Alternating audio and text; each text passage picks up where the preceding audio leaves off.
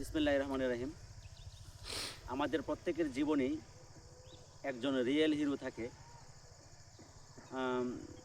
আমরা টেলিভিশনের পর্দায় অনেক সুপারম্যানদেরকে দেখি, তারা আসলে রিয়েল হিরো না। আমাদের বাবারাই হচ্ছেন আমাদের জীবনের রিয়েল হিরো, আমাদের জীবনের শ্রেষ্ঠ শিক্ষক। তারাই মাথার ঘাম পায়ে ফেলে বুকে পিঠে করে আমাদেরকে মানুষের মতো মানুষ করেন। আমার শ্রদ্ধেয় পিতা ডাক্তার সিদ্দিকুর রহমানকে নিবেদিত আমার লেখা একটি কবিতা আপনাদেরকে পড়ে শোনাচ্ছি। তার আগে বলে নিচ্ছি, আমার জীবনে আমি আমার বাবাকে কখনো মিথ্যে কথা বলতে শুনিনি। এবং আমাদের মহল্লার যে মসজিদ, রাস্তার পাশের যে মসজিদ, এখানে অনেকগুলো দোকানপাট আছে।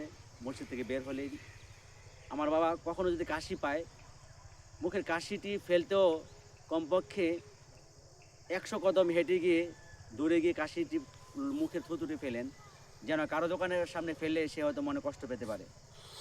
এবং তিনি যখন সকালবেলা মাছ কিনতে বাজারে যান, কেউ কোনো মাছের দাম জিজ্ঞেস করার পরে ওই লোকটা এখান থেকে না সরা পর্যন্ত আমার বাবা মাছের দাম বলেন না। এবং বাজারে ব্যাগ সাথে করে নিয়ে যান, যেন কোনো দোকানদারের কাছ থেকে ব্যাগ চেয়ে নিতে না হয়। আমার শ্রদ্ধেয় পিতা, আমার পিতাকে নিবেদিত আমি আমার ছড়া আবৃত্তি করছি। আমার কবিতার নাম রিয়েল হিরো, ওয়াজ কুরুনি সিদ্দিকী। লেখাপড়া শিখে আমি হব বাবার মতো, দেখতে যাব এই পৃথিবীর দেশ যে কত শত।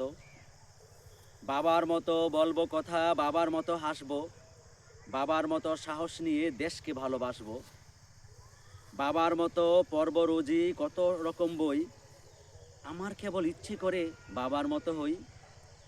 চারিদিকে যেদিকে চাই, যে পথ দিয়ে হাঁটি, দেখি বাবার হৃদয় পাথা যেন শীতল পাটি।